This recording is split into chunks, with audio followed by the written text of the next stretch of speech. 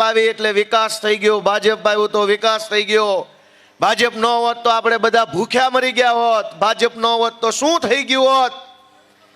મારે 8-5 ભાજપની આખી ટોળકીને જાણ કરવી છે કે ગુજરાત કેવું હતું અને આ 30 વર્ષમાં ભાંગીને કેવું ભાજપ વાળાએ ભૂકો કર્યો એ આજે સ્થાપના દિવસે જણાવવાનું છે કે આ ગુજરાત દેશની અંદર એટલી હદે સમૃદ્ધ ગુજરાત હતું, એટલું સક્ષમ ગુજરાત હતું કે 16મી સદીમાં જ્યારે અંગ્રેજો ભારતના ઇતિહાસમાં પહેલી વખત આવ્યા, ભારતના ઇતિહાસમાં અંગ્રેજો પહેલી વખત આવ્યા તો એ બિહાર ન ગયા, ઝારખંડ નહીં, છત્તીસગઢ નહીં, કેરળ નહીં, આંધ્રપ્રદેશ નહીં, ઉત્તર પ્રદેશ નહીં, હરિયાણા નહીં, રાજસ્થાન નહીં, અંગ્રેજ જેવા અંગ્રેજ 16મી સદીમાં 1608ની સાલમાં જ્યારે ભારત આવ્યા તો એ ગુજરાતમાં આવ્યા હતા। તો શું લૂમ લેવા આવ્યા હતા? ક્યાંય સમૃદ્ધ હતું એટલે આવ્યા હતા?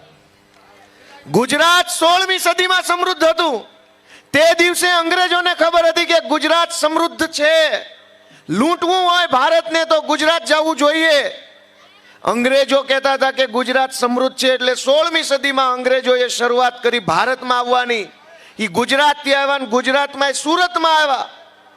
આ ભાજપ વાળા એમ કે છે કે ભાજપ વાળા ન હોત તો આપણે બધા ભૂખ્યા મરતા હોત, ભાજપ વાળા ન હોત તો આપણે જીવતા ન રહ્યા હોત।